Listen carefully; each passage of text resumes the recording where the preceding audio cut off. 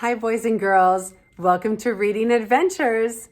We are getting ready to read one of my favorite books by one of my favorite authors. Beatrix Potter is the author of The Tale of Peter Rabbit, and that is what we are reading today. But I want to introduce you to some of my friends first.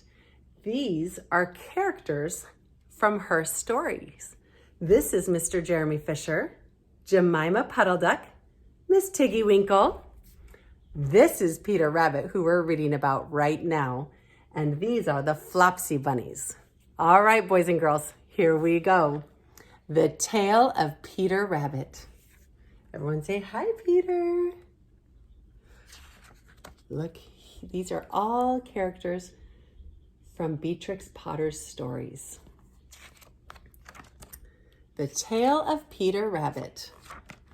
Once upon a time, there were 4 little rabbits, and their names were Flopsy, Mopsy, Cottontail, and Peter. They lived with their mother in a sandbank underneath the root of a very big fir tree.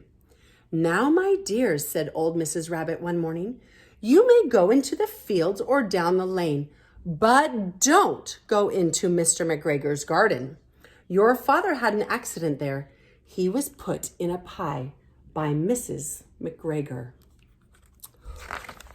Now run along and don't get into mischief. I'm going out." Then old Mrs. Rabbit took a basket and her umbrella and went through the wood to the baker's. She bought a loaf of brown bread and 5 currant buns. Flopsy, Mopsy, and Cottontail, who were good little bunnies, went down the lane to gather blackberries. Do you see them picking blackberries? Uh-oh, I see a bird eating some of their blackberries. But Peter, who was very naughty, ran straight away to Mr. McGregor's garden and squeezed under the gate. Oh dear. First, he ate some lettuce and some French beans, and then he ate some radishes. He's eating all the vegetables out of the farmer's garden. And then, feeling rather sick, he went to look for some parsley. Parsley makes your tummy feel better if you eat too much. But round the end of a cucumber frame, whom should he meet but Mr. McGregor? Mr. McGregor was on his hands and knees planting out young cabbages, but he jumped up and ran after Peter, waving a rake and calling out, "Stop, thief!" Peter is taking food from his garden, so he's trying to chase him away. Peter was most dreadfully frightened. He rushed all over the garden, for he'd forgotten the way back to the gate. He lost one of his shoes among the cabbages and the other shoe among the potatoes. Do you see his tiny little shoe? After losing them, he ran on 4 legs and went faster. So I think that he might have gotten away altogether if he had not unfortunately run into a gooseberry net and got caught by the large buttons on his jacket. It was a blue jacket with brass buttons, quite new. You see his nice blue jacket?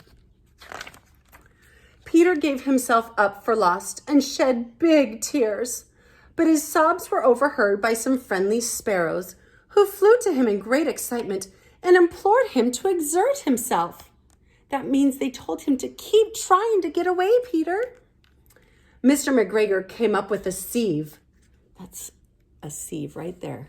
It's like a metal net to try and catch him, which he intended to pop up on the top of Peter. But Peter wriggled out just in time, leaving his jacket behind him, and rushed into the tool shed and jumped into a can. Do you see the watering can he jumped into to hide? It would have been a beautiful thing to hide in if it had not had so much water in it.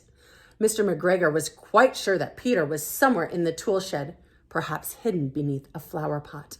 He began to turn them over excitedly, looking under each. Presently, Peter sneezed. Kerchoo! Mr. McGregor was after him in no time. Do you see Mr. McGregor turning over the flower pots looking for Peter? Peter's hiding very good until he sneezed and tried to put his foot upon Peter, who jumped out of a window, upsetting 3 plants. The window was too small for Mr. McGregor, and he was tired of running after Peter. He went back to his work. Peter sat down to rest.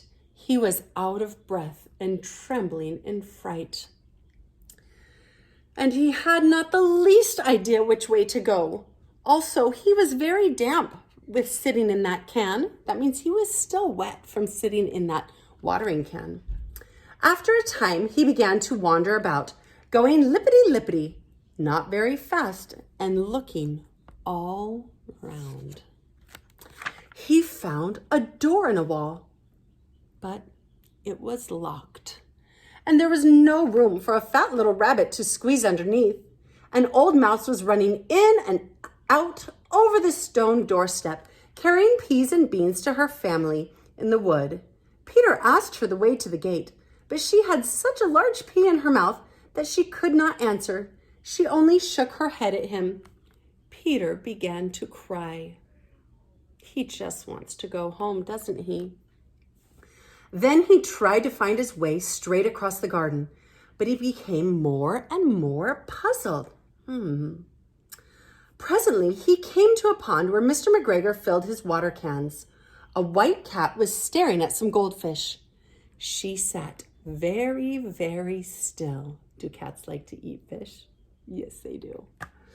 But now and then the tip of her tail twitched as if it were alive. Peter thought it best to go away without speaking to her. He had heard about cats from his cousin, little Benjamin Bunny. Cats also like to chase bunnies.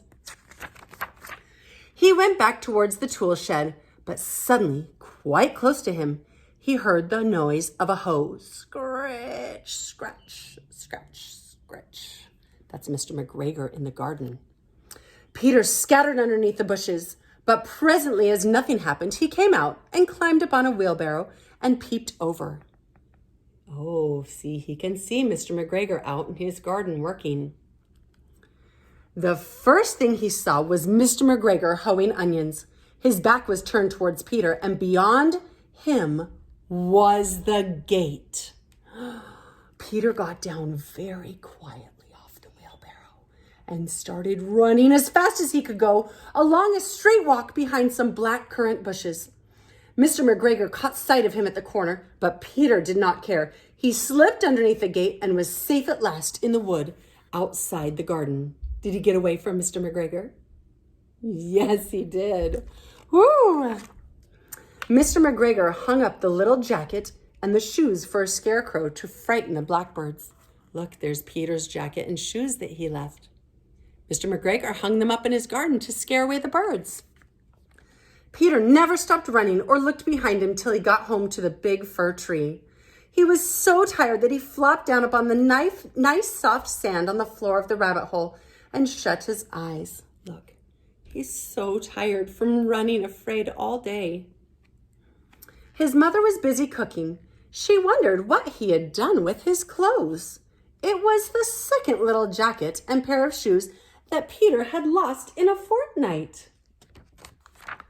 I am sorry to say that Peter was not very well during the evening. His mother put him to bed and made some chamomile tea, and she gave a dose of it to Peter. 1 tablespoonful to be taken at bedtime. He didn't feel very good because he'd eaten so much from the garden and had been kind of scared all day trying to get away from Mr. McGregor. But Flopsy, Mopsy, and Cottontail had bread and milk and blackberries for supper. Do you see them eating the blackberries that they went and picked down the lane? And that is the end of the story of Peter Rabbit and how he learned to listen and not go into Mr. McGregor's garden. Can everyone say, bye, Peter?